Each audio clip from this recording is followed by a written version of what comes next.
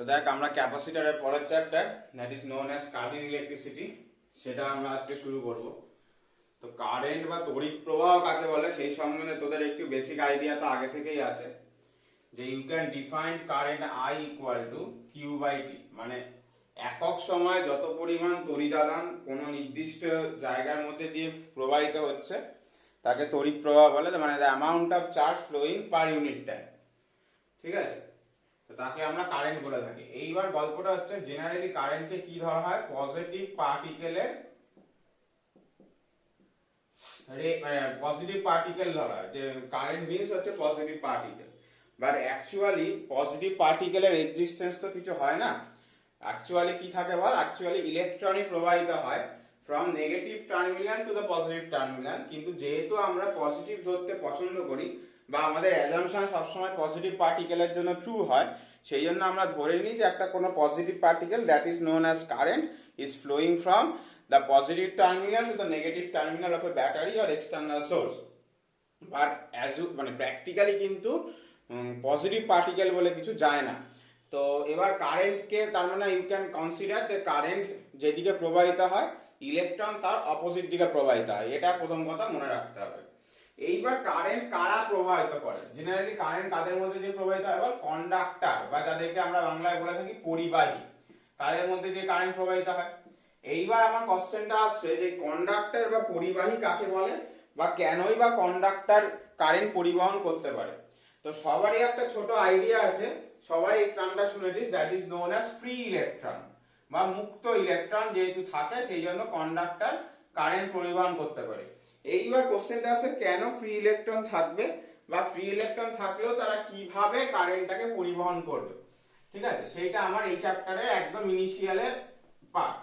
তো এগুলো পুরো কনসেপচুয়াল ব্যাপার, মানে আমি বলছি যে বোর্ডসে হয়তো তোকে বলবে না যে কিভাবে কারেন্ট পরিবহন করে লেখো, কিন্তু আমি বোঝাবো যেহেতু এটা একটা পুরো নতুন কনসেপ্ট, তোরা নতুন ভাবে শিখবি। ঠিক আছে, তো মেটাল জেনারেলি কন্ডাক্টর কারা হয়, জেনারেলি কন্ডাক্টর মেটালরা হয়। এবার মেটালদের মধ্যে কি হচ্ছে দেখ, মেটালদের মধ্যে অনেকগুলো লুজলি বাউন্ড ইলেকট্রন এক্সিস্ট করে। ঠিক আছে, কেন লুজলি বাউন্ড ইলেকট্রন এক্সিস্ট করে সবাই জানিস যে মেটাল মানে কি, মেটালের যদি আমরা তোরা কেমিস্ট্রিতে হয়তো সলিড স্টেট পড়বি 12 এ বা ইয়েতে, জেনারেলি মেটাল ল্যাটিস স্ট্রাকচার যেগুলো হয়, ঠিক আছে, তার মধ্যে অ্যাটম আর ইলেকট্রনের মাঝখানে, অ্যাটম যে কোনো একটা অ্যাটমের নিউক্লিয়াস আর সর্বশেষ কক্ষপথের যে ইলেকট্রন তার মাঝখানে অনেকগুলো অরবিট থাকতে পারে। তো ডিউ টু স্ক্রিনিং এফেক্ট, এটা সবাই শুনেছি, স্ক্রিনিং বা সিলিং এফেক্ট, সর্বশেষ কক্ষপথে ইলেকট্রনের উপর নিউক্লিয়াসের আকর্ষণ বল সবথেকে কম হবে। তাহলে ওই যে সর্বশেষ কক্ষপথের ইলেকট্রনটা, তার উপর যেহেতু নিউক্লিয়াসের আকর্ষণ বল সবথেকে কম, সে কি করবে, ইজিলি বেরিয়ে যেতে পারে। ঠিক আছে, এই জন্য একে বলা হচ্ছে লুজলি বাউন্ড ইলেকট্রন বা ফ্রি ইলেকট্রন। ঠিক আছে, এইবার এই ফ্রি ইলেকট্রন গুলো কি করছে ভালো করে দেখ। তাহলে প্রথমে হচ্ছে এই ফ্রি, ধরে নে কোন একটা ল্যাটিস স্ট্রাকচারের মধ্যে এই একটা ফ্রি ইলেকট্রন ঘোরাফেরা করছে, তাহলে প্রত্যেকটা তাহলে ইলেকট্রন গুলো ঘোরাফেরা যখন হবে প্রত্যেকটা পয়েন্টে গিয়ে একটা অ্যাটমের সাথে ধাক্কা হবে, এদিক ওদিক এদিক ওদিক, মানে একটা জিগজ্যাগ মোশন তৈরি করবে। আর এই কতগুলো ফ্রি ইলেকট্রন এরকম মোশনটা করবে সেটা ডিপেন্ড করে ওই মেটালটা কি টেম্পারেচারের উপর, তার উপর। কেন টেম্পারেচার যদি আমি ইনক্রিজ করে দিই, তাহলে ভালো করে ভাব, সর্বশেষ কক্ষপথের ইলেকট্রনটা ওই কক্ষপথ থেকে বেরিয়ে যাওয়ার জন্য সব থেকে বেশি মানে এনার্জি পেয়ে যাবে। তাহলে যত তুই টেম্পারেচার বাড়াবি কি হবে, যে ইলেকট্রন গুলো বেরিয়ে আসার সম্ভাবনা বাড়বে, অ্যাজ ওয়েল অ্যাজ একসাথে সাইমালটেনিয়াসলি কিন্তু যে পজিটিভ অ্যাটম গুলো পড়েছিল, ইলেকট্রন ফ্রি ইলেকট্রন বেরিয়ে গেলে অনেকগুলো পজিটিভ অ্যাটম আছে, এইগুলো ভাইব্রেট করে, তো এইগুলো যে কোনো দিকে ভাইব্রেট করতে পারে। টেম্পারেচার বাড়লে কিন্তু এর ভাইব্রেশনও বেড়ে যাবে, যার ফলে কিন্তু কলিশনও বেড়ে যাবে। টেম্পারেচার বৃদ্ধি করলে এর ভাইব্রেশনও বাড়বে, যার ফলে কলিশনও বৃদ্ধি পাবে। তো দেখ, তাহলে আমি যদি টেম্পারেচার ইনক্রিজ করাই, ইলেকট্রন গুলো ধাক্কা খাওয়ার সম্ভাবনা বেশি বাড়বে, এবং ইলেকট্রনের এই জিগজ্যাগ মোশনটাকে বলা হচ্ছে থার্মাল মোশন। ঠিক আছে, এইবার এই যে ইলেকট্রনের জিগজ্যাগ ব্রাউনিয়ান টাইপ যে থার্মাল মোশনটা, তার নেট বা রেজাল্টেন্ট যদি আমি নিই, মাথায় ড্যাশ দেওয়া মানে এভারেজ ভ্যালু বার করা, সেটা সবাই জানি ইজ জিরো। কেন, একটা ভেক্টর ভেলোসিটি ভেক্টর যদি র্যান্ডমলি ওরিয়েন্টেড থাকে তার গড় ভ্যালু যে শূন্য হবে সেটা সবাই জানিস তোরা। তাহলে এই ইলেকট্রনের থার্মাল মোশনের কোনো নির্দিষ্ট ডিরেকশন নেই, তার মানে আমার যখন আমি একটা মেটাল বা কন্ডাক্টরকে এমনি ফেলে রেখে দিয়েছি, তার মধ্যে যতই ফ্রি ইলেকট্রন এক্সিস্ট করুক না কেন, সেই ফ্রি ইলেকট্রন কিন্তু একটি নির্দিষ্ট দিকে প্রবাহিত হবে না, এবং একটি নির্দিষ্ট দিকে প্রবাহিত না হলে তড়িৎ প্রবাহের সৃষ্টি হবে না। কারণ তড়িৎ প্রবাহ বা কারেন্টের সংজ্ঞাই হচ্ছে নাম্বার অফ চার্জ বা amount of charge flowing in a unique direction. Unique মানে একটা নির্দিষ্ট দিকে পার ইউনিট টাইম। কিন্তু যেহেতু থার্মাল অ্যাজিটেশনের জন্য যে ফ্রি ইলেকট্রনগুলো তৈরি হচ্ছিল, সেগুলো উপস্থিত থাকা ওই ল্যাটিসের মেটাল ল্যাটিসের যে বাকি যে পজিটিভ অ্যাটমগুলো আছে তাদের সাথে ধাক্কাধাক্কি খাওয়ার ফলে একটা জিগজ্যাগ মোশন তৈরি করছে, যার নেট ফল কিন্তু জিরো। ফলে ইলেকট্রনগুলো একটা নির্দিষ্ট দিকে যাচ্ছে না। এইবার আমরা কি করছি, এবার আমরা বাইরে থেকে একটা ইলেকট্রিক ফিল্ড দিচ্ছি। বাইরে থেকে ইলেকট্রিক ফিল্ড দেওয়া মানে কি বল, ব্যাটারি বা এক্সটার্নাল সোর্স এগুলো জয়েন করছি। ক্লিয়ার? বাইরে থেকে ইলেকট্রিক ফিল্ড দেওয়া মানে হচ্ছে ব্যাটারি বা এক্সটার্নাল সোর্স এগুলোকে জয়েন করাচ্ছি। তাহলে বাইরে থেকে যদি একটা ইলেকট্রিক ফিল্ড আমি ইমপ্লাই করি, তাহলে ইলেকট্রন গুলোর উপর একটা ফোর্স এক্সিস্ট করছে। সেই ইলেকট্রনের উপর নেট ফোর্স কত বল, small E into capital E. কোথা থেকে পেয়েছি, electrostatic force equal to Q into capital E. তাহলে এত পরিমাণ ফোর্স এক্সিস্ট করছে, এবং এই ফোর্সের ডিরেকশনটা কোন দিকে হচ্ছে বলতো, in the direction of capital E. In the direction of capital E মানে আমার ইলেকট্রনের চার্জ কি হয়, মাইনাস ইন সেন্স। তাহলে এখানে ইন দা ডিরেকশন না হয়ে in the opposite direction of, in the opposite direction of capital E হবে। যেহেতু ইলেকট্রনের চার্জ নেগেটিভ আর মাইনাস সাইন, আমি বারবার বলেছি শুধুমাত্র ডিরেকশনকে আমার কি বলবো এফেক্ট ফেলে, কোনোভাবে ম্যাগনিটিউড এফেক্ট ফেলবে না। তার মানে আমি যদি ইলেকট্রিক ফিল্ডটা বাদিক থেকে ডান দিকে দিই, তাহলে ইলেকট্রন গুলো কোন দিকে চলতে শুরু করবে, বা এই দিকে ইলেকট্রন গুলো চলতে শুরু করবে ডিউ টু ফোর্স। সবাই বুঝতে পারছিস? আর ইলেকট্রন যদি এদিকে ফ্লো করে, ইলেকট্রনের মোশন অপোজিট ফ্লোটাকে আমরা কি নাম দিয়েছিলাম বল, কারেন্ট নাম দিয়েছিলাম। তাহলে কারেন্ট অবশ্যই ইলেকট্রিক ফিল্ড যেদিকে সেদিকে প্রবাহিত হচ্ছে। এইবার এখান থেকে ফোর্স থেকে আমরা অ্যাক্সিলারেশন কত পেতে পারি, small E capital E by mass of the electron. ঠিক আছে? এইবার ইলেকট্রন যতই একদিকে চলতে শুরু করুক না কেন, তাও তো অ্যাটম গুলো এক্সিস্ট করছে। সেই অ্যাটমের সাথেও ধাক্কা খাবেই অল্প হলেও। তাহলে সে ধাক্কা খেলে কি হবে, ধর ইলেকট্রনটা একেবারে সোজাসুজি না গিয়ে অনেকটা এই রকম যাচ্ছে। আগেরটা যেমন পুরো জিগজ্যাগ যাচ্ছিল, এখন ইলেকট্রনটা ধাক্কা খেয়ে এই মানে এদিকেই যাবে, কিন্তু ধাক্কা তো অল্প খাবে। এবং এই ধাক্কা খেলে ওর ম্যাগনিটিউড মানে ভেলোসিটির magnitude as well as direction অল্প হলেও হ্যাম্পার্ড হবে।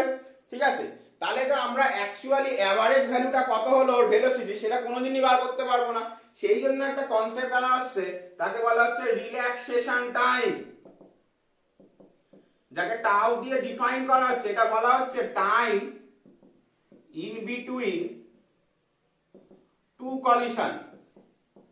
এটা অনেকটা ধরে কাইনেটিক গ্যাস থিওরি ছিল কাইনেটিকে, যে ওখানেও দেখবি গ্যাসগুলো নিজেদের মধ্যে সংঘর্ষ করছিল, এবং দুটো সংঘর্ষের মধ্যবর্তী সময় আমরা ধরেছিলাম যে গ্যাস মলিকিউলগুলো সরল রেখা পথে কোনো রকম একে অপরের উপর বল প্রয়োগ না করে এগিয়ে চলছে।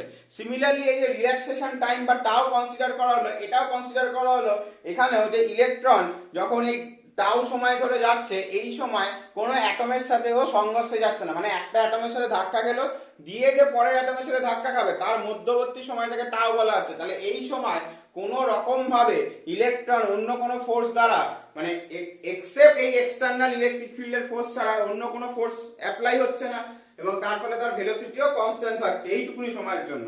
এবং এই ভেলোসিটির নাম দেওয়া হলো ড্রিফট ভেলোসিটি। এটা খুব ইম্পর্টেন্ট টপিক, তাই একেই বলা হলো ড্রিফট ভেলোসিটি বা বাংলায় স্রোত বেগ। এই কোশ্চেনটা আসবেই আসবে, ড্রিফট ভেলোসিটি কাকে বলে বা ড্রিফট ভেলোসিটি থেকে একটা কোশ্চেন আসবেই আসবে।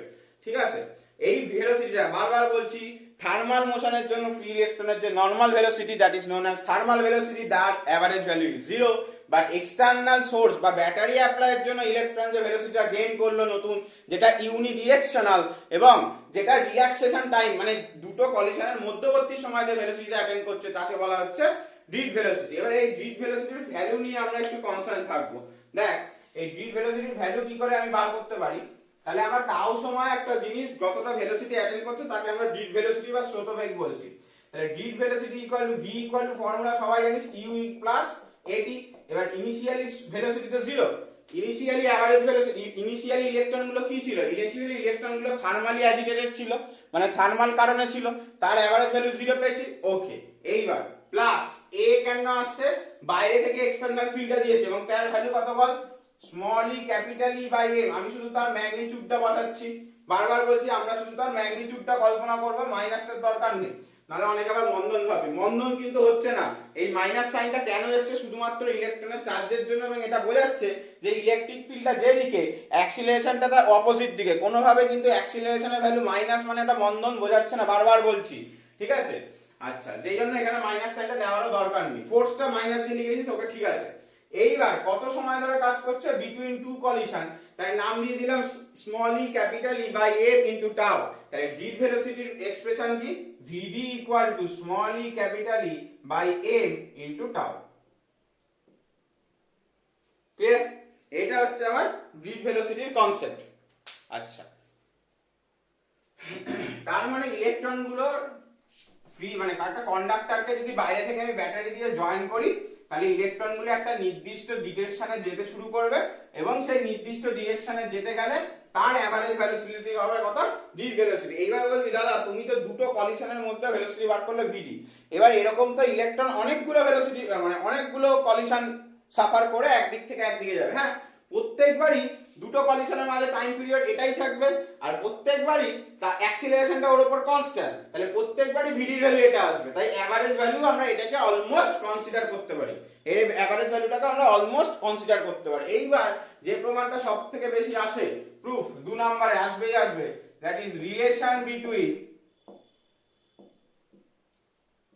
কারেন্ট এন্ড গ্রিড ভেলোসিটি, মানে গ্রিড ভেলোসিটি এবং কারেন্টের এক্সপ্রেশন প্রুফ করে। তা আমরা কি ধরছি? আমরা একটা কন্ডাক্টর কনসিডার করছি, এরকম চোঙাকৃতি বা সিলিন্ডার আকারে। ক্লিয়ার? আচ্ছা, এবার ধরে নিলাম যে ইলেকট্রনগুলো 1 সেকেন্ডে ইলেকট্রনগুলো ভিডি স্পিড নিয়ে যাচ্ছে। ইলেকট্রনের ভেলোসিটি আমরা ভিডি কনসিডার করে নিয়েছি, ঠিক আছে? আচ্ছা, আর এই জায়গার এরিয়া ক্যাপিটাল এ কনসিডার করে নিয়েছি, এই জায়গার এরিয়া আমরা ক্যাপিটাল এ কনসিডার করে নিয়েছি, ঠিক আছে? আচ্ছা, ধরে নিলাম স্মল n হচ্ছে নাম্বার ডেনসিটি অফ ইলেকট্রন, মানে হচ্ছে একক ভলিউমে কতগুলো করে ইলেকট্রন, ফ্রি ইলেকট্রন বেসিক্যালি আছে, ঠিক আছে? আচ্ছা, তাহলে 1 সেকেন্ডে ইলেকট্রন কতটা যায়? ভিডি ডিসটেন্স যায়। ইলেকট্রনের ভেলোসিটি যদি ভিডি হয়, তাহলে 1 সেকেন্ডে কত দূরত্ব যাবে বল? ভিডি ডিসটেন্স যাবে। ভালো কথা, ঠিক আছে? তাহলে আমার কিউ ইকুয়াল টু আমরা কি লিখতে পারি? দেখ যে আমরা 1 সেকেন্ডে কতগুলো ইলেকট্রন পাস করছে, সেটা আমরা কি লিখতে পারি বল?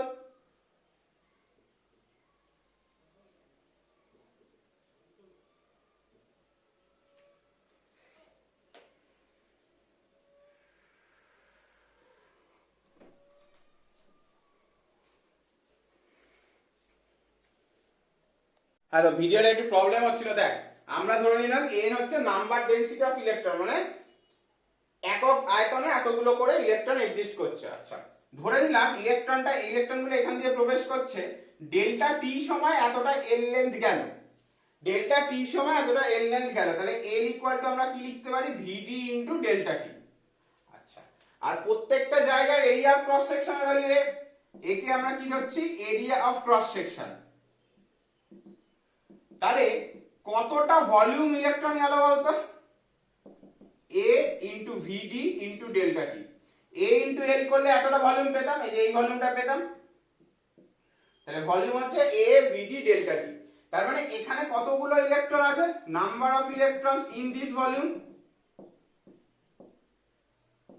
একক আয়তনে এতগুলো থাকে, তাহলে এত আয়তনে কত? n দিয়ে সিম্পলি গুণ করে দেব।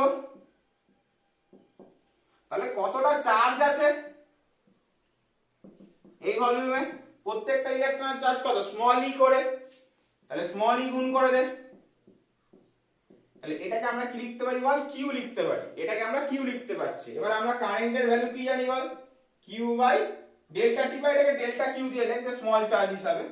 তাহলে delta Q by delta T, তাহলে delta Q by delta T করলে আয়ের ভ্যালু আসছে দেখ NaEVD। তাহলে I equal to NaEVD. This is the relation between current and read velocity. N is the number of density of electron, A is the area, small e is the charge of each electron, and Vd is the read velocity. And Vd is the read velocity. I think so are clear. এরপরে আমরা একটা ছোট্ট topic পড়ব, that is known as current density. কারণ পরবর্তীকালে যখন আমরা মানে তোরা যদি কেউ ফিজিক্স নিয়ে এগোস তখন দেখবি এই কারেন্ট কে তো আমরা ভেক্টর কোয়ান্টিটি বলতে পারি না। তোরা সবাই জানিস যে current is not a vector quantity although it had direction and magnitude. কারণ কি, কারেন্টের যোগফল কি রকম হয়, সিম্পলি স্কেলারের মতো হয়। যে দুটো ওয়্যার দিয়ে যদি 2 অ্যাম্পিয়ার 3 অ্যাম্পিয়ার কারেন্ট যায়, আমরা যদি ওকে জয়েন করে আরেকটা তার বার করি, সেখান থেকে 5 অ্যাম্পিয়ার কারেন্ট দেবে। তা আমরা কিন্তু কারেন্টকে কোনোদিনও ভেক্টর কোয়ান্টিটি বলতে পারবো না, ঠিক আছে। তো এই জন্য কারেন্ট ডেনসিটি বলে একটা কোয়ান্টিটি হয় যাকে আমরা ভেক্টর কনসিডার করি। বা এরপরেও দেখবি কারেন্ট এলিমেন্ট বলে, কারেন্ট এলিমেন্টটা তোরা 12 এ পড়বি, that will be in magnetism chapter. যে কারেন্টকে যেহেতু আমরা ভেক্টর কনসিডার না করতে পারি না, কিন্তু ইট হ্যাজ ডিরেকশন, তো এর কিছু কাজ আছে। তো সেই জন্য আমরা তখন ওগুলোকে কিভাবে ইউজ করব।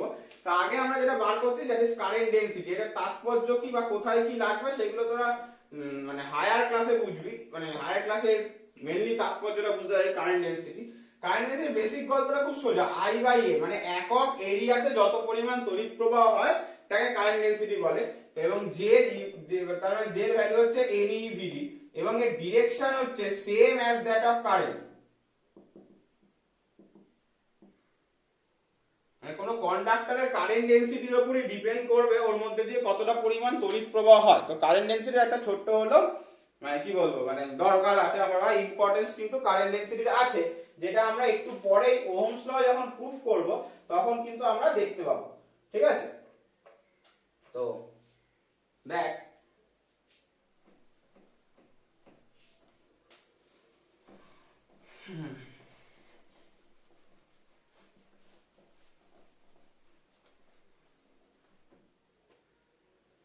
তো আমরা করছি কি প্রুফ অফ ওহমস ল। আচ্ছা, ওহমস ল কিন্তু এখন প্রুফ ওহমস ল করলে ছোটবেলার মতো V equal two IR proof করলে হবে না। প্রথমে আমরা ওহমস ল এর স্টেটমেন্টে যাব, ঠিক আছে। সবাই লিখতিস ওহমস ল এর স্টেটমেন্টে যে voltage across A resistance is directly proportional to the current flowing through it, ঠিক আছে। is directly proportional current flowing through it। এই ফর্মটা লিখলে এটা পুরোপুরি ভুল, ঠিক আছে।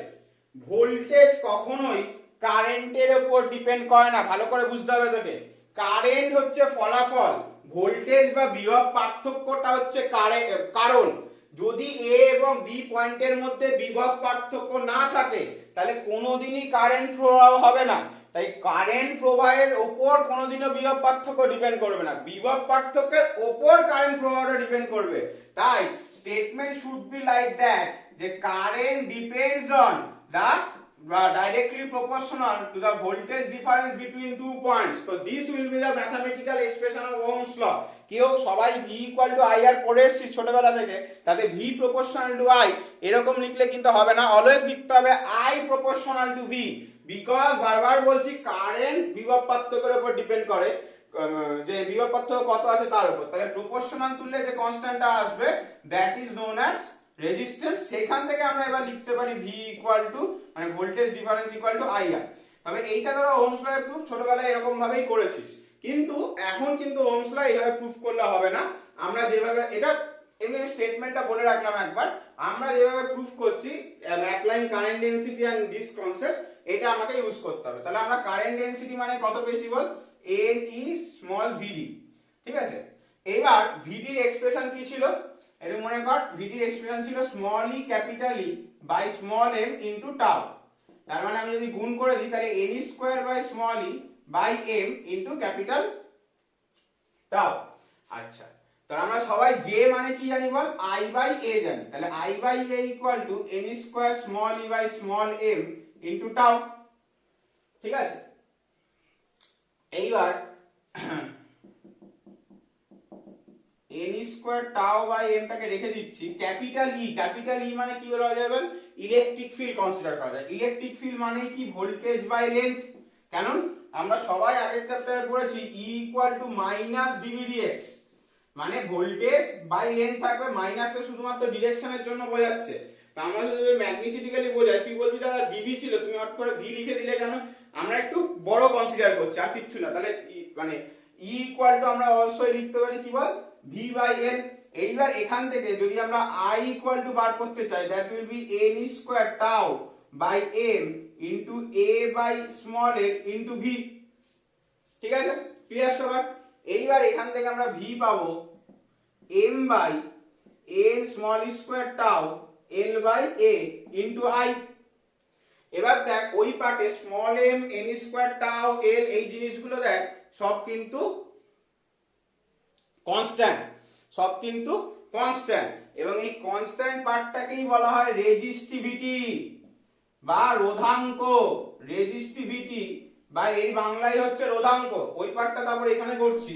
তাহলে v ইকুয়াল টু আমার লাস্ট আসলো দেখ rho l by a into i।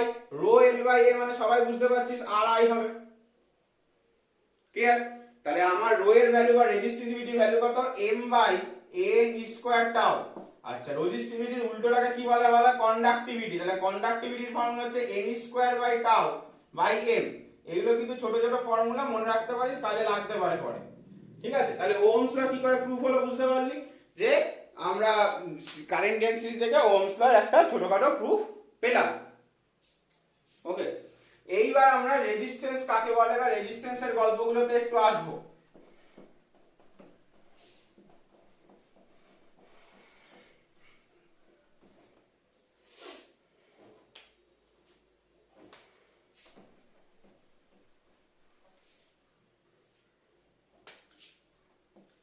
তো রেজিস্ট্যান্স মানে সবাই বুঝতে পারছিস যে বাধা, কারেন্ট প্রবাহিতে যে বাধা দেবে তাকে আমরা রেজিস্ট্যান্স বলছি। ঠিক আছে, তো কেন রেজিস্ট্যান্স তৈরি হবে এটা হচ্ছে প্রথম কথা। একটা কন্ডাক্টর মানে কি, কন্ডাক্টর, আচ্ছা প্রথম কথাটা বলে রাখি, একটা আইডিয়াল কন্ডাক্টর যদি তুই কনসিডার করিস, আইডিয়াল কন্ডাক্টর, তার রেজিস্ট্যান্স কত হওয়া উচিত বলতো, 0 হওয়া উচিত আইডিয়াল।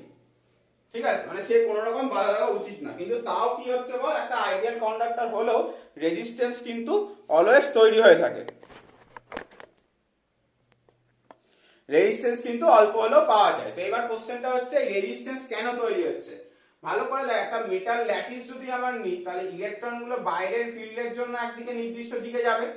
এবার নির্দিষ্ট দিকে যাওয়ার সময় ওই অ্যাটম গুলোর সাথে ধাক্কা খাচ্ছে না, তাহলে তোর মোশনটা একটু হলো কি হলো বা বাধাপ্রাপ্ত হলো, এবং এর জন্যই বলা হয় যে এবং এই যে বাধাটা, এটাকেই আমরা রেজিস্ট্যান্স হিসাবে প্রকাশ করে থাকি। তো এবং এই বাধাটা অবশ্যই বুঝতে পারছিস টেম্পারেচার বৃদ্ধি করলে অলওয়েজ বৃদ্ধি পাবে।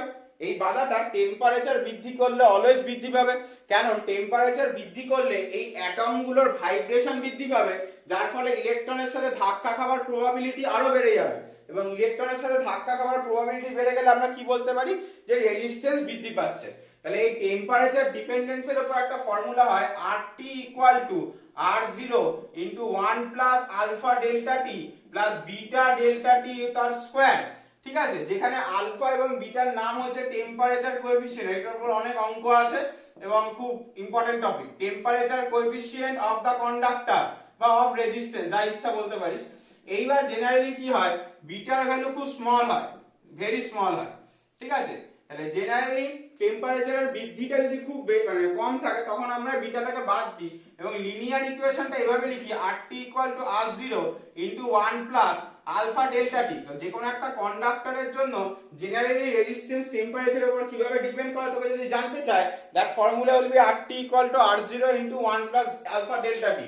নাও if we draw a graph of resistance versus temperature in x and y axis respectively, তাহলে আমরা গ্রাফটা পাবো হচ্ছে অনেকটা এইরকম একটা গ্রাফ পাবো।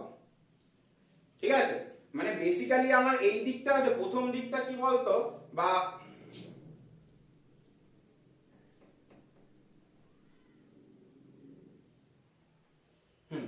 এইরকম একটা গ্রাফ পাবো। ওই যত হায়ার অর্ডারটায় যাব, মানে এই যে যখন হায়ার অর্ডারটায় যাব, এটা অলমোস্ট কিন্তু দেখ মানে এই ব্যাপারটা এইরকম, যখন হায়ার অর্ডারটায় যাবে এটা অলমোস্ট একটা স্ট্রেট লাইন হয়ে যাবে। বিফোর দ্যাট এটা এখানে একটা কার্ভ থাকবে, তাই বললাম যখন টেম্পারেচার ডিফারেন্স খুব ছোট হবে তখন এই বিটাটা কনসিডারেবল, মানে তখন বিটাটাকে ধরতে হবে। আর যদি টেম্পারেচার ডিফারেন্স খুব বেশি হয় তখন বিটার ভ্যালু খুব একটা আসবে না, তখন এটা অলমোস্ট একটা স্ট্রেট লাইনের মতো মতো যাবে। ঠিক আছে, যাই হোক আমার বিটাটা বড় কথা না, আমার গ্রাফটাও খুব একটা ইম্পর্টেন্ট না, এই ফর্মুলাটাই ইম্পর্টেন্ট। আচ্ছা, এইখান থেকে আরেকটা টপিক আমার পাওয়া যায়, that is known as super conductor.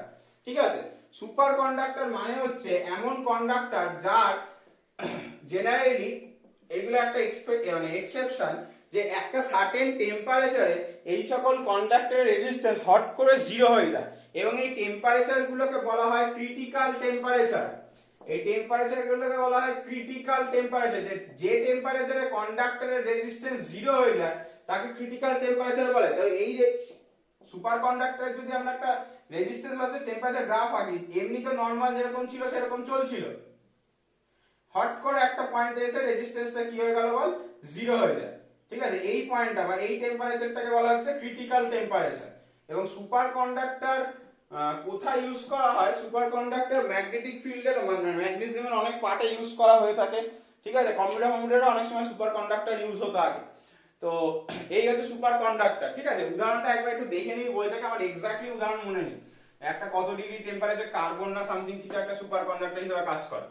তো এই গেল temperature dependence of resistance on resistance কিভাবে টেম্পারেচারের উপর ডিপেন্ড করে। আরো রেজিস্ট্যান্স কি কি জিনিসের উপর ডিপেন্ড করে তো সবাই জানিস, রেজিস্ট্যান্স লেন্থের উপর ডিপেন্ড করে, রেজিস্ট্যান্স এরিয়ার উপর ডিপেন্ড করে। তাহলে একসাথে লিখলে রেজিস্ট্যান্স L বাই A, এটা তুললে যে কনস্ট্যান্টটা আসে তাকে সবাই জানিস, তাকে আমরা কি বলা হয়, তাকে রোধাঙ্ক বা রেজিস্টিভিটি বলা হয়ে থাকে, যেটা কার উপর ডিপেন্ডেন্ট, যেটা শুধুমাত্র মেটেরিয়ালটা কিরকম নিয়েছি তার উপর ডিপেন্ডেন্ট হয়ে থাকে।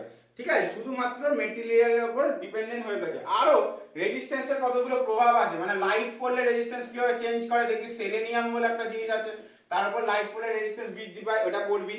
আচ্ছা, ম্যাগনেটিক ফিল্ড অ্যাপ্লাই করলে কি রকম হতে পারে, এগুলো বই থেকে পড়বি, আসবে না, জাস্ট একবার পড়ে রাখা, আর কিচ্ছু না। ঠিক আছে, লাইট, ম্যাগনেটিক ফিল্ড, এইটা। এইবার আমরা যেটা ঢুকবো সেটা তোদের 9 10 এ খুব পড়া ইম্পর্টেন্ট টপিক, দ্যাট ইজ হচ্ছে রেজিস্ট্যান্সের সিরিজ কম্বিনেশন এবং প্যারালাল কম্বিনেশন। রেজিস্ট্যান্সের সিরিজ কম্বিনেশন এবং প্যারালাল কম্বিনেশন। ফার্স্টে হচ্ছে সিরিজ কম্বিনেশন। ঠিক আছে, একটু তাড়াতাড়ি করবো কারণ এই পার্টগুলো তোদের করা আছে। রেজিস্ট্যান্সকে সবাই জানিস এরকম আকারে প্রকাশ করা হয়। আমরা তিনটে রেজিস্ট্যান্স নিয়ে করছি, এ বি সি, এগুলো আই থিংক 9 বা 10 এ ছিল, একটা ব্যাটারি বাইরে যোগ করা। আচ্ছা, যেটা হচ্ছে ভি। আচ্ছা, এই সিরিজ কম্বিনেশন মানে হচ্ছে প্রত্যেকটা রেজিস্ট্যান্সের মধ্যে দিয়ে বল একই কারেন্ট ফ্লো করছে, প্রত্যেকটা রেজিস্ট্যান্সের মধ্যে দিয়ে একই কারেন্ট ফ্লো করছে। আচ্ছা, তাহলে আমরা এটা কি লিখতে পারি, VA minus VB equal to I into R1, similarly VB minus VC equal to I into R2, আর VC minus VD equal to I into R3। তাহলে এদেরকে যদি আমি যোগ করে দিই তাহলে VA minus VD equal to I into R1 plus R2 plus R3। এবার ইকুইভ্যালেন্ট রেজিস্ট্যান্স বা তুল্যাঙ্ক রোধের কনসেপ্ট, মানে তুল্যাঙ্ক রোধ মানে কি ছিল, তিনটে রেজিস্ট্যান্সের জায়গায় একটাই রেজিস্ট্যান্স আমি অ্যাপ্লাই করব, যাতে এই সিস্টেমটায় আগে যা পটেনশিয়াল ড্রপ হচ্ছিল এখনো তাই পটেনশিয়াল ড্রপ হয়। ভালো করে লক্ষ্য করা যাচ্ছে এই সিস্টেমটা, মানে এই রেজিস্ট্যান্সের যে সিস্টেম, তিনটে মিলে যে একটা সিস্টেম বানিয়েছে, তার এক্সট্রিম বা পয়েন্টের পটেনশিয়াল VA আর এক্সট্রিম রাইট পয়েন্টের পটেনশিয়াল VD, মানে তার মধ্যে পটেনশিয়াল ড্রপ ছিল আসলে VA মাইনাস VD। তাহলে আমি যদি ওরকমই VA মাইনাস VD অ্যাপ্লাই করে আর ইকুইভ্যালেন্ট এমন একটা আর ইউজ করি যে একই ব্যাটারির জন্য একই পরিমাণ কারেন্ট ফ্লো করে, তখনই একমাত্র এই আর ইকুইভ্যালেন্টটাকে এই তিনজনের তুল্যাঙ্ক রোধ বলা যাবে। তাহলে এখান থেকে আমি কি লিখতে পারি, VA minus VD equal to I into R equivalent. তাহলে এই দুটো ইকুয়েশন থেকে আরামসে বোঝা যাচ্ছে কি পাবো বল, R equivalent equal to R1 plus R2 plus R3। এই হলো আমার সিরিজ কম্বিনেশন, এটা তোরা আগেও কিন্তু দেখেছিস। ঠিক আছে, এইবার আমরা যে কন্ডিশনটা আসছি দ্যাট ইজ হচ্ছে parallel combination of resistance.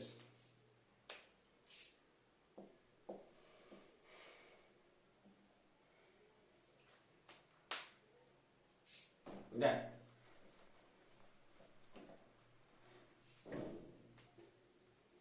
Parallel combination কাকে বলে, যে প্রত্যেকটা রেজিস্ট্যান্সের যদি টার্মিনাল ভোল্টেজ গুলো সেম জায়গায় থাকে, ঠিক আছে, তখন আমরা তাকে প্যারালাল রেজিস্ট্যান্স বলছি।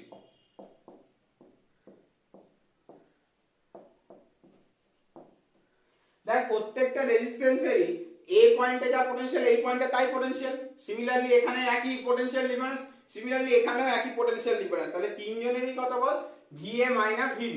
তাহলে আমরা লিখতে পারি এখান থেকে ধরে নিলাম I কারেন্ট ফ্লো করছে যেটা ভাঙছে I1 I2 এবং I3 তে, তাহলে আমরা লিখতে পারি I1 equal to VA minus VB by R1, I2 equal to VA minus VB by R2 আর I3 equal to VA minus VB by R3। তাহলে আমি যদি টোটাল এই তিনটেকে সামেশন করি তাহলে I will get I equal to I1 plus I2 plus I3, তাহলে একসাথে summation করলে VA minus VB into 1 by R1 plus 1 by R2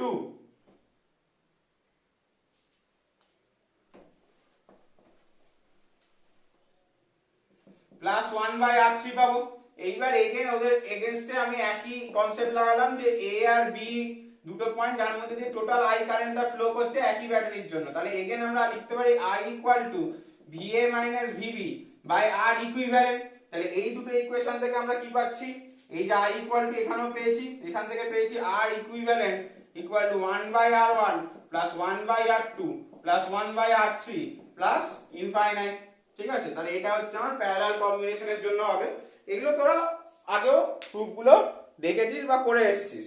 ঠিক আছে, এর পরের যে টপিকটা দ্যাট ইজ এই প্যারালাল কম্বিনেশনের উপর একটা ছোট প্রুফ, যেটা অনেক সময় দেখ যে আচ্ছা sorry 1 by r equivalent sorry এবার দেখ এই লাইনটা থেকে আমি কি লিখতে পারি 1 by r equivalent is greater than 1 by r1। কেন 1 by r1 plus 1 by r2 plus 1 by r3 1 by r ইকুইভ্যালেন্টের সাথে সমান, মানে এতগুলো যোগফলের সমষ্টি এটার সাথে সমান, তাহলে এটা ইন্ডিভিজুয়ালি একটার থেকে বড় হবে। তাহলে আমি যদি অনন্য আকার সিস্টেম করি তাহলে should be less than r1। তাই এখানে একটা প্রুফ দেয়, proof in parallel combination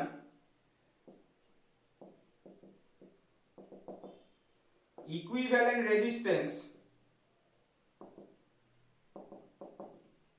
is smaller than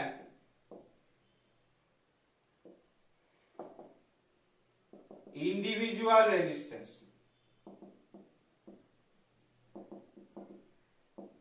clear?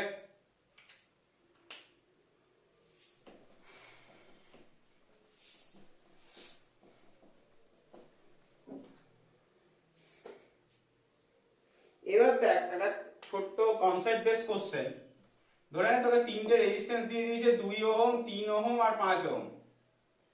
ঠিক আছে, বললো আচ্ছা ওহম সাইন মানে রেজিস্ট্যান্সের ইউনিট হচ্ছে ওহম,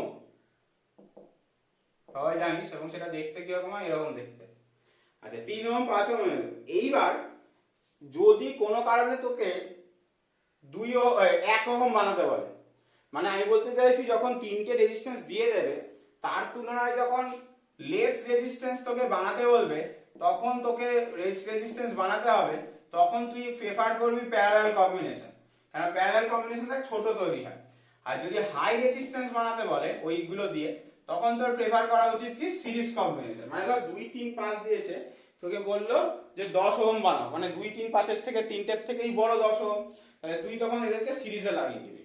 ঠিক আছে, আর যদি বললো ধর 1.2 ওহম লাগাও তাহলে চেষ্টা করবি এদেরকে প্যারালালে কম্বাইন করার। এবার আমি বলছি না যে এরা প্যারালালে সবসময় কম্বাইন হবে, হতে পারে দুটো প্যারালাল হলো তার সাথে একটা সিরিজ হলো, দ্যাট ইজ ডিফারেন্ট থিং, ওগুলো পরের কথা। কিন্তু জেনারেলি কম রেজিস্ট্যান্স বানাতে গেলে আমরা প্যারালাল কম্বিনেশনকে ফলো করি, আর হাই রেজিস্ট্যান্স বানাতে গেলে আমরা সিরিজ কম্বিনেশনকে ফলো করা হয়ে থাকে।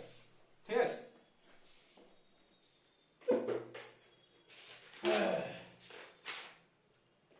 আচ্ছা এরপর যেটা আমাদের আসছে দ্যাট ইজ নোন অ্যাজ খুব important topic EMF of cell and internal resistance. বলতে পারি এখান দিয়েই চ্যাপ্টারটা শুরু হলো, আগেরগুলো ইন্ট্রোডাকশন ছিল। ঠিক আছে, ইএমএফ বা ইলেকট্রোমোটিভ ফোর্স বা বাংলায় যাকে বলে তড়িৎ চালক বল, এই টপিকে একটা খুব ইন্টারেস্টিং কোশ্চেন দেয় যে write down the difference between potential difference and EMF of a battery. মানে তড়িৎ চালক বল, এটা তোরা আগেও পার্থক্যটা পড়েছিস না, তড়িৎ চালক বল এবং বিভব পার্থক্যের মধ্যে পার্থক্য লেখো। তো সেই জিনিসটা আজকে বোঝাবো, তড়িৎ চালক বল মানে কি আর বিভব পার্থক্য মানে কি। আচ্ছা প্রথমে একটা ব্যাটারি ডিজাইন তোরা সবাই জানিস যে একটা ব্যাটারির মধ্যে বাড়ির যেগুলো সেল ব্যাটারি ইউজ করা হয় যে একটা কার্বন দণ্ড থাকে, এদিকটা পজিটিভ আর নেগেটিভ। আর এখানে অনেক কি থাকে বল, অন্য মেটেরিয়াল থাকে যেগুলোকে আমরা কি বলে থাকি বল, ইলেকট্রোলাইট বলে থাকি, যেগুলোকে আমরা বলে থাকি বল ইলেকট্রোলাইট বলে থাকি। আচ্ছা, তুই বাজার থেকে যদি একটা ব্যাটারি কিনে আনিস, জেনারেলি দেখবি 12 ভোল্ট, যেগুলো মোটা বড় ব্যাটারি, ঠিক আছে, বা যদি তুই ছোট ব্যাটারি গুলো নিয়ে আসিস দেখবি 6 ভোল্ট বা 5 ভোল্টের লেখা থাকে যে এত ভোল্ট, 12 ভোল্ট বা যাই হোক 12 ভোল্ট ধরে চল যে এটা। কিন্তু একে যদি আমি একটা ভোল্ট মিটারের সাপেক্ষে কানেক্ট করি, ভোল্ট মিটার মানে জানিস যা দিয়ে ভোল্টেজ মাপা হয়, তখন দেখবি ভোল্ট মিটারের রিডিং কোনোদিনই 12 ভোল্ট দেবে না, সবসময় 11.8 ভোল্ট দেবে, মানে 0.2 ভোল্ট বা 0.1 ভোল্ট সবসময় কম দেবে। কিন্তু সেটা হওয়া উচিত না, কারণ আমি ব্যাটারিতে থেকে 12 ভোল্টের বিভব পার্থক্য পেতে চাই। 12 ভোল্টের বিভব পার্থক্য মানে এই যে পজিটিভ প্রান্ত বা যাকে আমরা এ দিয়ে নাম দিচ্ছি, এবং এই যে নেগেটিভ প্রান্ত যাকে আমরা বি দিয়ে নাম দিচ্ছি, এই ভিএ মাইনাস ভিবি এই দুটো প্রান্তের মধ্যে বিভব পার্থক্য 12 ভোল্ট হওয়া উচিত ছিল, কিন্তু সেটা না দিয়ে 11.8 ভোল্ট দিচ্ছে। তার কারণটা কি? ঠিক আছে, মানে এটা আমি বলতে চাইছি, এই যে 12 ভোল্ট যেটা লেখা আছে গায়ে, that is known as তড়িৎচালক বল or EMF of the cell, but আমরা যেটা পাচ্ছি 11.8 that is known as potential difference or বিভব পার্থক্য of a cell। মানে তড়িৎচালক বল কাকে বলে তুই যদি আমাকে ডিফাইন করতে বলিস, বা ইএমএফ কাকে বলে আমাকে যদি ডিফাইন করতে বলে, তাহলে আমি বলবো যে পোটেনশিয়ালের ডিফারেন্সের জন্য একটা মুক্ত বর্তনীতে, মুক্ত বর্তনী মানে কি, আমি কোনো কিছু জয়েন করিনি, এই যে ভোল্টমিটার জয়েন করা আছে, ভোল্টমিটার কিচ্ছু জয়েন করা নেই, কোনো কারেন্ট প্রবাহই হচ্ছে না, ওপেন সার্কিট, ঠিক আছে, মুক্ত বর্তনীতে আমার দুটো যে কোনো বিন্দুর মধ্যে যে বিভব পার্থক্য দেখবি, এটা তোরা পড়েছিস, তাকে তড়িৎচালক বল বলে। মানে একটা ব্যাটারির পজিটিভ টার্মিনাল ও নেগেটিভ টার্মিনালের মধ্যে যতটা বিভব পার্থক্য তাকে তড়িৎচালক বল বলছি, বা যে বিভবের জন্য ব্যাটারি একটা কারেন্ট পরিবহন করতে সক্ষম, এটা আমরা ধরতে পারি, তাকে তড়িৎচালক বল বলে। কিন্তু বিভব পার্থক্য কাকে বলে? যখন সেটা বদ্ধ বর্তনীতে ইউজ হচ্ছে, সেই ব্যাটারিটাকে যখন একটা বর্তনীতে ইউজ করা হচ্ছে, মানে কোনো সার্কিটে ইউজ করা হচ্ছে, তখন সেই ব্যাটারিটা তার নির্দিষ্ট ইএমএফ এর তুলনায় কম ভোল্টেজ পার্থক্য দিতে পারছে, তাকে আমরা কিন্তু পোটেনশিয়াল ডিফারেন্স বা বিভব পার্থক্য বলছি। এবার কোশ্চেনটা আসছে এটা কেন হচ্ছে, ঠিক আছে। তো গল্পটা দেখ, পজিটিভ টার্মিনাল থেকে আমরা কারেন্ট ধরেই করছি, হ্যাঁ, পজিটিভ টার্মিনাল থেকে কারেন্ট বের হচ্ছে, যে কারেন্ট আবার নেগেটিভ টার্মিনালে আসছে, কিন্তু এটা কি সার্কিট কমপ্লিট হলো, সার্কিটটা ক্লোজ হলো না? তাহলে এই কারেন্টটাকে আবার এই কার্বন দণ্ডের মধ্যে দিয়ে এই পজিটিভ টার্মিনালে যেতে হবে না? না হলে, আর তুই যদি ইলেকট্রন প্রবাহ ধরে ধরিস, কেন আমার জেনারেলি আমি বলে দিলাম প্রথমেই চ্যাপ্টারে যে কারেন্ট কখনো প্রবাহিত হয় না, ইলেকট্রন প্রবাহিত হয়, তার উল্টো দিকে কারেন্ট প্রবাহিত হয়। ইলেকট্রন আমরা তো তৈরি করছি না, এইখানে ইলেকট্রোলাইসিস পদ্ধতিতে যে কটা ইলেকট্রন পাচ্ছি সেটাই আমার কারেন্ট প্রবাহের জন্য দায়ী। তাহলে ইলেকট্রন গুলো নেগেটিভ টার্মিনাল থেকে বেরোলো, বেরিয়ে পজিটিভ টার্মিনালে গেল, দিয়ে কি হবে, তারা আবার নেগেটিভ টার্মিনালে যাবে। তো এইবার তাহলেই তো জিনিসটা মানে সাইক্লিক বা কমপ্লিট থাকছে। এইবার ওই যে ইলেকট্রন গুলো বেরোলো, পজিটিভ গেল, দিয়ে এদিকে আসছে, এইবার এর মধ্যে দিয়ে আসার সময়, ইলেকট্রোলাইটের মধ্যে দিয়ে আসার সময় ভালো করে একটা ইলেকট্রোলাইটিক সেল ভাব, ছোট ভাই একদম সিম্পল, একটা ক্যাথোড আর একটা অ্যানোড, আর এদের মধ্যে ইলেকট্রোলাইট আছে। অ্যানোড হচ্ছে পজিটিভ মানে প্লাস, আর ক্যাথোড হচ্ছে নেগেটিভ ইনসেট। তাহলে নেগেটিভ থেকে ইলেকট্রন গুলো বেরিয়ে ক্যাথোডে যাবে, ঠিক আছে। এইবার এই যে বেরিয়ে যাচ্ছে, এই যে মানে পজিটিভ থেকে এখানে আসছে, মানে আবার যে ইলেকট্রনটা প্লাস থেকে মাইনাসের দিকে যে আসবে, বা তুই যদি পজিটিভ আধান ধরে ধরিস, নেগেটিভ থেকে পজিটিভের দিকে যাবে, যাই ধরিস না কেন, যে আমার যদি ইলেকট্রনই কনসিডার করি, তাহলে ইলেকট্রনটা নেগেটিভ থেকে বেরিয়ে পজিটিভে ঢুকে আবার এই যে এইদিকে আসবে কন্টিনিউশনটা বজায় রাখার জন্য। তাহলে এই মাঝপথে ইলেকট্রোলাইটের জন্য বা এই জিনিসগুলো আছে বলে বাধা পাবে না কিছুটা, ওই পজিটিভ ইলেকট্রন গুলো ওই পজিটিভ টার্মিনাল থেকে নেগেটিভ টার্মিনালে যেতে বাধা পাবে। কেন? প্রথমত তো ইলেকট্রন নেগেটিভ চার্জ, তাহলে সে নেগেটিভ টার্মিনালে যেতে প্রথমেই বাধা পাবে। তাছাড়াও এই যে ইলেকট্রোলাইট গুলো আছে বা এখানে যে আমি মেটেরিয়াল গুলো ইউজ করেছি ব্যাটারির ভেতরে, তারাও ওকে যেতে ইলেকট্রন গুলোর পথে বাধা হয়ে দাঁড়াবে, মানে তাদের সাথে তাদের যে অ্যাটম বা মলিকুল আছে তাদের সাথে ধাক্কাধাক্কি খাবে। এবার ওই ধাক্কাধাক্কি খাওয়ার জন্য ওর এনার্জি কিছুটা কমে যাবে, ওর এনার্জি কিছুটা, বা ওই ধাক্কাধাক্কি পেরিয়ে, ধাক্কাধাক্কিকে অতিক্রম করে পজিটিভ থেকে নেগেটিভে যাওয়ার জন্য ও কিছুটা এনার্জি খরচ করে ফেলবে। ওই যত পরিমাণ এনার্জি খরচ করে ফেলছে সেটাই আমি এখানে কম পাচ্ছি। সবার ক্লিয়ার? যত পরিমাণ এনার্জি খরচ করে ফেলছে তাকে আর সেইটুকুনি আমরা কম পাচ্ছি, এবং এইটুকুনিকেই বলা হচ্ছে লস্ট ভোল্ট। যে এনার্জিটা কম পাচ্ছি, যে ভোল্টেজটা কম পাচ্ছি তাকে আমরা বলছি লস্ট ভোল্ট। মানে লস্ট ভোল্ট বেসিক্যালি হচ্ছে ইএমএফ অফ সেল মাইনাস বিভব পার্থক্য বা ভোল্টেজ পোটেনশিয়াল ডিফারেন্স।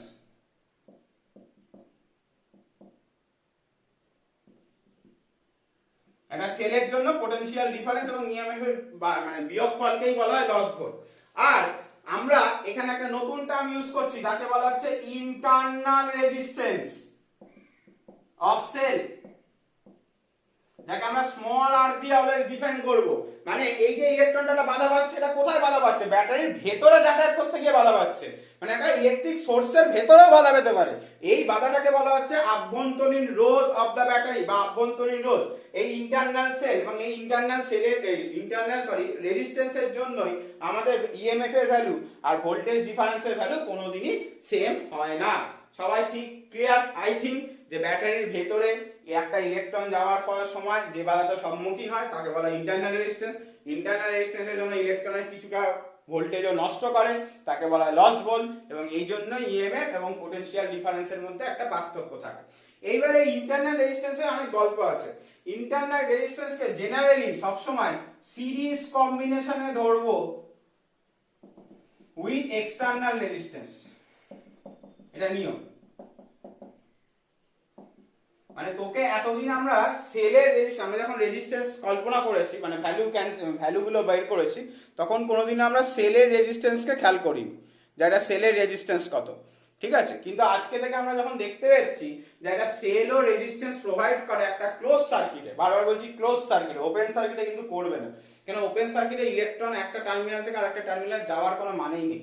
তো ক্লোজ সার্কিটে যখন একটা ইন্টারনাল রেজিস্ট্যান্স গল্প আসছে, তখন আমার সার্কিটের টোটাল রেজিস্ট্যান্স, আমি যা রেজিস্ট্যান্স অফার করেছি বাইরে থেকে, তখন আমি 10 ওহম অ্যাপ্লাই করেছি, কিন্তু সেলের ইন্টারনাল রেজিস্ট্যান্স জন্য আসলেও কিন্তু সার্কিটে 10 ওহম পড়ছে না, 10 ওহমের থেকে তুলনামূলক বেশি রেজিস্ট্যান্স পড়ছে। তো আমি টোটাল রেজিস্ট্যান্স বার করতে গেলে মানে সেলের রেজিস্ট্যান্সকে কনসিডার করে, তো সেলের রেজিস্ট্যান্স যাই হবে না কেন সেটাকে কি করব, এক্সটার্নাল রেজিস্ট্যান্সের সাথে সিরিজ কম্বিনেশনে আমরা কনসিডার করে রাখবো। তো একটা করছি, তাহলেই তোরা বুঝতে পারবি গল্পটা আমি কি বলতে চাইছি ক্লিয়ারলি।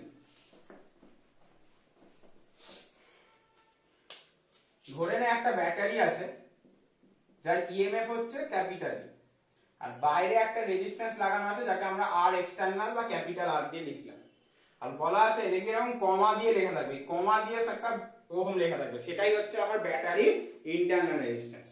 তাহলে আমায় কি কনসিডার করতে হবে? বারবার বললাম যে সিরিজ কম্বিনেশন লাগাবো। তাহলে এখান থেকে স্মল আরটা এখানে আঁকবো কি করে, এইরকম ভাবে একটা স্মল আর এঁকে নেবো। তাহলে এখন আই ইকুয়াল টু কি পাবো বল, ই বাই টোটাল রেজিস্ট্যান্স কত, small r by capital R. কেন সিরিজ কম্বিনেশন মানে রেজিস্ট্যান্স গুলো সিম্পল যোগ হবে। আচ্ছা ভালো করে ভাব, এই ব্যাটারি এই রেজিস্ট্যান্স ছিল না, এটা তো আমার ইন্টারনাল রেজিস্ট্যান্সের কনসেপ্ট থেকে, ভার্চুয়ালি কনসেপ্ট থেকে আমি এখানে এঁকেছি, ঠিক আছে? তাহলে এই পয়েন্টের পোটেনশিয়াল এ ভিএ আর এইটুকুনি পয়েন্টের পোটেনশিয়াল যদি ভিবি হয়, তাহলে অ্যাকচুয়ালি ভিবি মাইনাস ভিবি কত আসবে বলতো, ই মাইনাস আই ইনটু স্মল আর, ঠিক আছে? ইএমএফ আসা উচিত, ইএমএফ আসা উচিত, কিন্তু সেটা তো হবে না কোনোদিন। বিভব পার্থক্য, একটা ব্যাটারির সাপেক্ষে, একটা ব্যাটারির পজিটিভ এবং নেগেটিভ পয়েন্টের মধ্যে বিভব পার্থক্য কোনোদিনই তার ইএমএফ এর সাথে সমান হবে না। তাহলে কি হতো, ই মাইনাস আই আর হবে। যে কেন কিভাবে হলো ভালো করে ভাব, রেজিস্ট্যান্সের সাপেক্ষে অলওয়েজ ভোল্টেজ ডাউন হয়, এটা মনে রাখবি।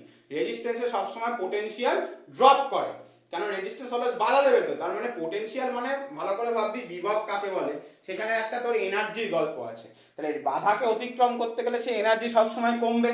তাহলে আমি যদি ভার্চুয়ালি এরকম ভাবি যে আমাকে এটা যেতে গেলে তো এইটুকুনি আই ইনটু আর, মানে এইটুকুনি বিভব নষ্ট করছে, তাহলে এইটুকুনি বিভব আই আর নষ্ট হয়ে যাচ্ছে এই পয়েন্টে। তাহলে এখানে আসলে ই পাওয়া উচিত ছিল, ই না পেয়ে কত পেয়েছি বল, ই মাইনাস আই আর পেয়েছি। তাহলে বিভব পার্থক্য অ্যারাউন্ড এনি সেল, বিভব পার্থক্য অ্যারাউন্ড এনি সেল বা across any cell equal to E minus I R. এই ফর্মুলাটা মনে রাখতে হবে, যেখানে আই আরটা হচ্ছে কি বল, মাইনাস হচ্ছে মানে বাদ যাচ্ছে, এবং এই আই আরটাকে আমরা যেটা আগের লাইন বোর্ডে মানে আগের পেজে বললাম, that is known as lost volt, that is known as lost volt, ঠিক আছে? এরপর আমরা যে টপিকটা পড়বো, that is known as combination of cells. মানে এতদিন আমরা রেজিস্ট্যান্সের কম্বিনেশন পড়েছি, এবার সেলেরও কম্বিনেশন পড়বো।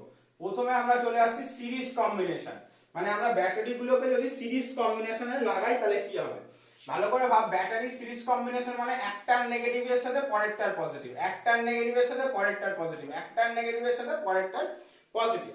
ক্লিয়ার? ধরে নিলাম এরকম n খানা ব্যাটারি আছে এবং প্রত্যেকটা ব্যাটারি একই কনফিগারেশন, মানে তার ই হচ্ছে ক্যাপিটাল ই হচ্ছে তার ইএমএফ আর স্মল আর হচ্ছে তার রেজিস্ট্যান্স, এবং একে কি করা হয়েছে, একটা এক্সটার্নাল রেজিস্ট্যান্স ক্যাপিটাল আর এর এগেইনস্টে লাগানো হয়েছে। ঠিক আছে? তাহলে দেখ এই ব্যাটারিটাও যেদিকে কারেন্ট পাঠাতে যায় এও সেদিকে প্রত্যেকটা ব্যাটারি সেম দিকে কারেন্ট পাঠাতে যায়, তাহলে টোটাল ইএমএফ কত, এনি। আচ্ছা টোটাল রেজিস্ট্যান্স কত, ভালো করে দেখ প্রত্যেকটারই ইন্টারনাল রেজিস্ট্যান্স স্মল আর করে না, আমি লিখিনি বাট প্রত্যেকটা সেম টাইপের, তাহলে প্রত্যেকটারই স্মল আর করে মানে কি প্রত্যেকটারই আগে একটা করে রেজিস্ট্যান্স আছে স্মল আর, তাহলে টোটাল হচ্ছে এরকম স্মল আর কটা বল, n খানা, তাহলে n আর তার সাথে বাইরের রেজিস্ট্যান্সটা কি কম্বিনেশনে থাকবে, সিরিজ কম্বিনেশনে, তাহলে n small r plus capital R, তাহলে কারেন্ট কত, ne বাই nr প্লাস r। এটা চলে গেল আমার সিরিজ কম্বিনেশনের কারেন্টের গল্প। ক্লিয়ার? এবার আমরা আসি প্যারালাল কম্বিনেশন অফ সেল। আচ্ছা আমি একটা ছোট অঙ্ক করিয়ে দিই ছোট্ট করে, যে তোকে বললো n খানা সেল আছে, খুব ভালো কথা, সিরিজে লাগিয়েছো সেটাও খুব ভালো কথা, একটাকে একটু অপোজিট লাগিয়ে দাও। বলছে n খানা সেল আছে সিরিজে, একই রকম দেখতে, একই রকম কনফিগারেশন, অসুবিধা নেই, শুধু একটাকে অপোজিট লাগালাম। দেখ এই নেগেটিভের সাথে পরেরটার পজিটিভ জয়েন হওয়া উচিত ছিল সিরিজ কম্বিনেশন মানে, কিন্তু সেটা হয়নি। আবার এখানে তো তারপর আবার র্যান্ডমলি আছে দিয়ে আবার এখানে বাইরে বলে এই ক্ষেত্রে আর বার করো। এইবার ভালো করে দেখ এখানে n খানা সেল আমি নিয়েছি, তার মধ্যে একখানা কি হয়েছে, one cell is in opposite, তাহলে অপোজিটে থাকলে কতগুলো সেল একদিকে কারেন্ট পাঠাতে চাইছে, n মাইনাস ওয়ান খানা। ক্লিয়ার? n মাইনাস ওয়ান খানা, এবং একখানা কি করছে, n মাইনাস ওয়ান খানার অপোজিটে পাঠাচ্ছে। মানে আমি তোকে একটা যদি উদাহরণ দিয়ে বোঝাই, ধর 10টা সেল নিয়েছিস, 10টা সেলের মধ্যে একটা সেল অপোজিটে লাগানো, তাহলে কতগুলো একদিকে পাঠানোর চেষ্টা করছে, 9টা সেল, আর একটা অপোজিট দিকে পাঠাচ্ছে, তাহলে ওই একটা যে অপোজিট দিকে পাঠাচ্ছে তার জন্য তো কাট হয়ে যাবে, তাহলে টোটাল একদিকে কতগুলো পাঠাচ্ছে, 8 খানা পাঠাচ্ছে। বুঝলি কি বুঝলি না? আরেকবার বলছি, ধরে নে 10 খানা সেল আছে, তার মধ্যে একটা অপোজিটে লাগিয়েছি, তাহলে একদিকে পাঠানোর চেষ্টা কজন করছে, 9 জন, আর কজন অপোজিট দিকে পাঠানোর চেষ্টা করছে, একজন। তাহলে আসলে নেট একদিকে কতগুলোর জন্য যাচ্ছে, 8 জনের জন্য, কারণ সবার যেহেতু ইএমএফ ই করে, ধর সবার যেহেতু ইএমএফ ই, তাহলে এর একটা উল্টো দিকে পাঠানো ই যে কোনো একটা ই এর সাথে নালিফাই করে যাবে, তাহলে টোটাল ইএমএফ এখানে কি হয়ে গেল বল, n মাইনাস 2 ইনটু ই। কিন্তু ঠিক আছে, অনেকে n মাইনাস 1 করবে, এটাই বারবার বলছি n মাইনাস 2 ইনটু ই। আচ্ছা রেজিস্ট্যান্সের গল্পটা আসি। রেজিস্ট্যান্স কোনোদিনও ডিরেকশন হয় না, সেটা আগেও যা থাকবে পরেও তাই থাকবে। ঠিক আছে, তাহলে কারেন্টটা হবে n minus 2 into E nr plus capital R. Clear? nr plus capital R. এরপর যে কম্বিনেশন আসছে তাকে আমরা বলছি প্যারালাল কম্বিনেশন।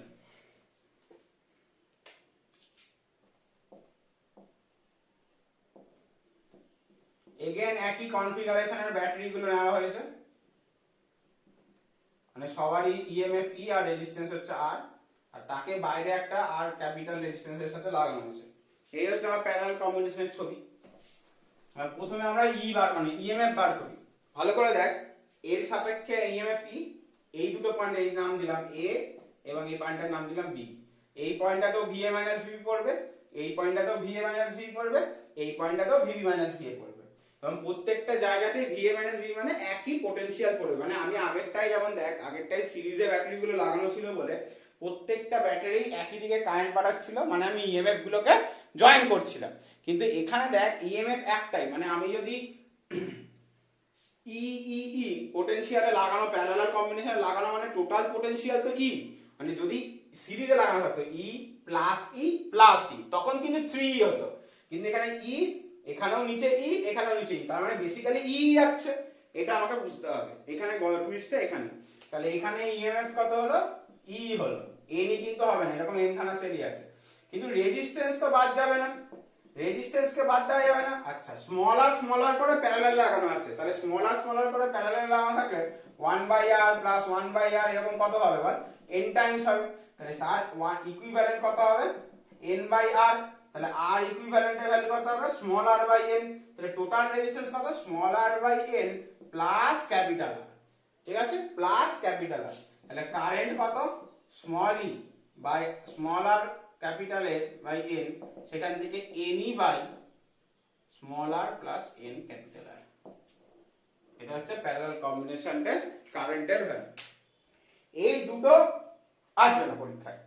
যেটা আসবে that is mixed combination of cell, মানে সিরিজেও লাগানো আছে কিছু সেলকে প্যারালালও লাগানো আছে। এটা একটা বড় প্রুফ, এবং এই প্রুফটা আর কাইনেটিক্স থেকে কিন্তু 5 নম্বরের কোশ্চেন আসবে, ঠিক আছে, বড় 5 নম্বরের কোশ্চেন আসবে। তো এগুলো আসার প্রবাবিলিটি বেশি। তো দেখ এটা হচ্ছে সবথেকে স্টার মিক্সড কম্বিনেশন।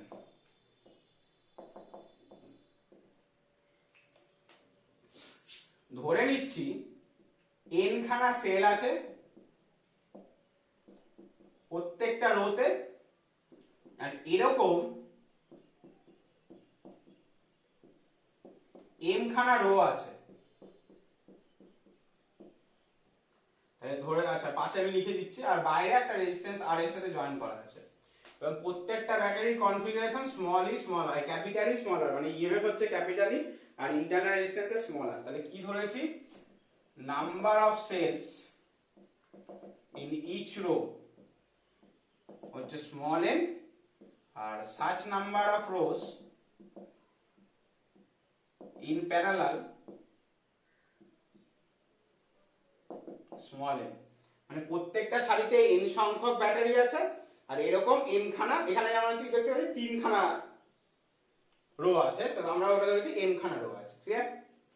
আচ্ছা এইবার ভালো করে লক্ষ্য করে দেখ, প্রথমে আমরা এটাকে ইকুইভ্যালেন্সিতে নিয়ে আসতে চাই। তো প্রথমে আমরা সিরিজ কম্বিনেশনের ফর্মুলা অ্যাপ্লাই করছি এক একটা রোতে। তাহলে এখানে টোটাল ইএমএফ কত, ne, টোটাল রেজিস্ট্যান্স কত, n into small r। Similarly এখানে টোটাল ইএমএফ কত, ne, রেজিস্ট্যান্স কত, n ইনটু স্মল r। এখানে কারণ সিরিজে আছে সব কটা এইগুলো, এখানেও সিমিলারলি ইএমএফ কত, ne, টোটাল রেজিস্ট্যান্স কত, nr। তাহলে এই ছবিটাকে আমরা এরকম আঁকতে পারি।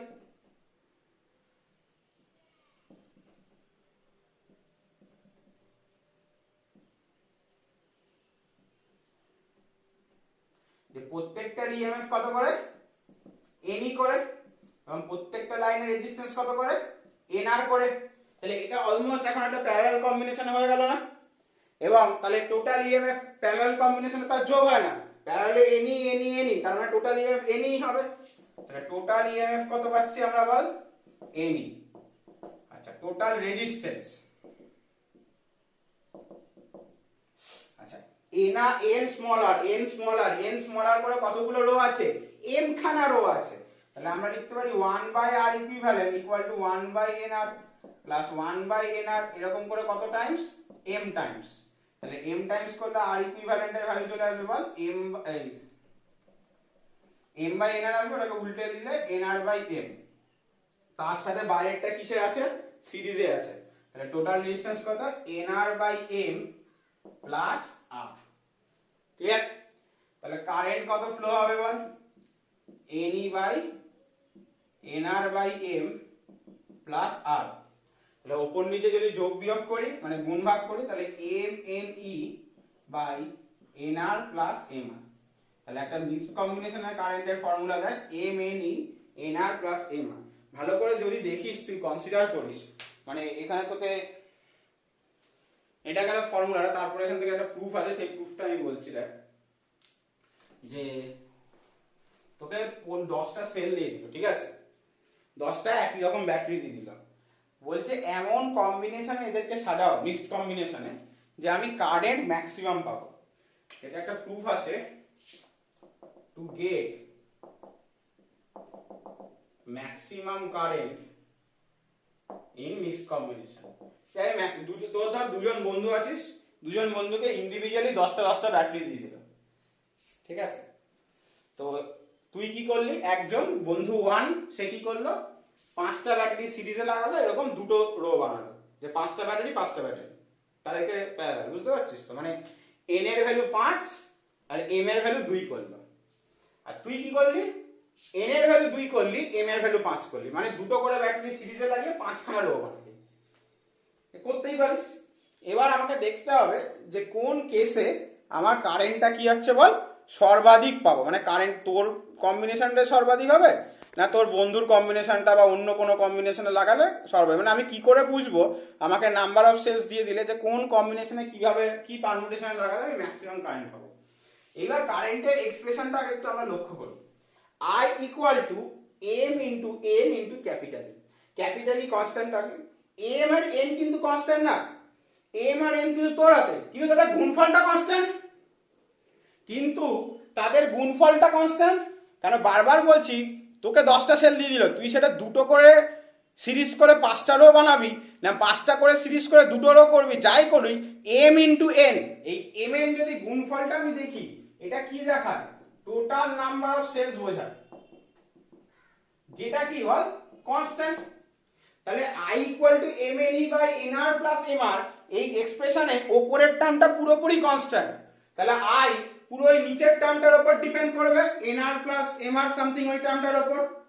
এবার দেখ আমরা nr প্লাস mr কে কিভাবে লিখতে পারি, root nr plus whole square plus root mr তার whole square plus minus 2mnr into r plus 2mnr into r, ইচ্ছা করে এভাবে লিখলাম। এবার এটা থেকে পেয়ে যাচ্ছি root mr minus root nr আর whole square plus 2 into mnr plus. আচ্ছা i এর এটা নিচে আছে না, মানে i এর সাথে ইনভার্সের গল্প আছে না, মানে আমি যদি দেখাতে পারি এই জিনিসটা মিনিমাম, তখনই i কি হবে বল ম্যাক্সিমাম। nr প্লাস mr এর ভ্যালু যদি মিনিমাম হয় তাহলেই আমি i কে কি পাবো বল ম্যাক্সিমাম পাবো। তাহলে আমার টার্গেটই হচ্ছে nr প্লাস mr কে কি প্রকাশ করতে হবে, মিনিমাম ভ্যালুতে প্রকাশ করতে হবে, ক্লিয়ার। এবং তার এক্সপ্রেশন পেয়েছি এরকম, ভালো করে দেখ এটা একটা কি টার্ম স্কয়ার টার্ম, স্কয়ার টার্মের ভ্যালু নয় 0 হয় না পজিটিভ হয়, আর এটা একটা পজিটিভ টার্ম কেন, এগেন m ইনটু n, এটা একটা কনস্ট্যান্ট জিনিস, যে টোটাল নাম্বার অফ সেল সেটা একটা পজিটিভ জিনিস দেবে। ক্যাপিটাল আর ইনটু স্মল আর, ক্যাপিটাল আর ইনটু স্মল মানে হচ্ছে এক্সটার্নাল রেজিস্ট্যান্স এবং সেলগুলো ইন্টারনাল রেজিস্ট্যান্সের গুণফল, ঠিক আছে, সেটা একটা পজিটিভ কোয়ান্টিটি দেবে। তার মানে এটা অলওয়েজ, এই কোয়ান্টিটিটা অলওয়েজ কি দেবে বল পজিটিভ ভ্যালুই দেবে। আর যেহেতু এটা একটা স্কয়ার টার্ম তাহলে এর ভ্যালু নয় গ্রেটার দ্যান ইকুয়াল টু 0, মানে নয় 0 হতে পারে, নয় 0 থেকে বেশি হতে পারে। এইবার দেখ যদি 0 থেকে বেশি হয় এটা তো অলওয়েজ পজিটিভ, ধরে নে এটার ভ্যালু 5, স্কয়ারটার ভ্যালু ধর 4 আসতো, তাহলে 5 আর 4 মিলে কত হলো 9। এবার স্কয়ারটার ভ্যালু ধর 3, তাহলে 5 আর 3 মিলে কত হলো 8। এবার স্কয়ারটার ভ্যালু 0, তাহলে 5 আর 0 মিলে কত হলো 5।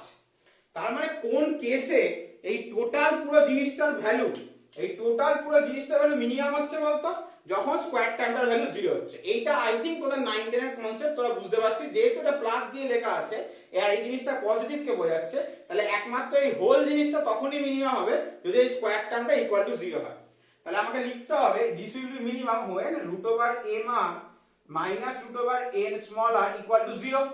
তাহলে এটা যদি হয় এটাকে ওদিকে নিয়ে গিয়ে স্কয়ার টার্মস করে দিয়ে আমি পেয়ে যাব capital R by small r equal to small n by capital N।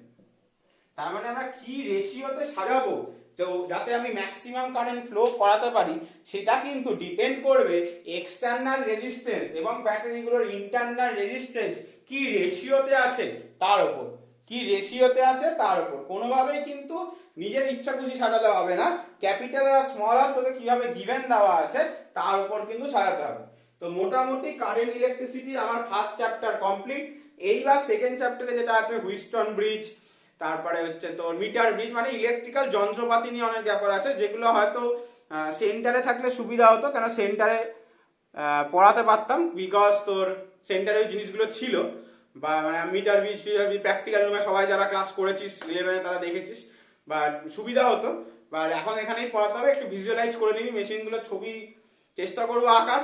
তো আর একটা পার্ট আছে দ্যাট ইজ নোন অ্যাজ কার্সফস ল, যেটা খুবই ইম্পর্টেন্ট। এখান থেকে একটা 4 নম্বরের কোশ্চেন কার্সফস ল থেকে আসবে। টোটাল এখান থেকে 5 আছে, বাট মানে এই ফার্স্ট পার্ট থেকে একটা কোশ্চেন আর অরে কার্সফস ল থাকবে, কারণ প্রত্যেকটা কোশ্চেনে একটা করে অর থাকবে, তো অরে কার্সফস ল থাকবে। তো এই পার্টটা কিন্তু ইম্পর্টেন্ট, মানে আমার আর দুটো লেকচার হলেও কিন্তু এই পার্টটা কারেন্ট ইলেকট্রিসিটি পার্ট শেষ হয়ে যাবে। কারেন্ট ইলেকট্রিসিটি পার্ট শেষ হলে আমার কিন্তু টোটাল সিলেবাসে দুটো পার্ট শেষ হয়ে গেল। ইলেকট্রোস্ট্যাটিক শেষ, ইট ইজ নোন অ্যাজ ইলেকট্রোডিনামিক্স।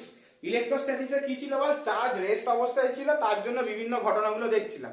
আর ইলেকট্রোডিনামিক্স কি, চার্জ এখন মোশনে আছে, তার জন্য কি কি হবে। এটা শেষ হয়ে যাওয়ার পর আমরা শুরু করব অপটিক্স, ম্যাগনেটিজম পরে করব। ঠিক আছে, তো দ্যাটস অল।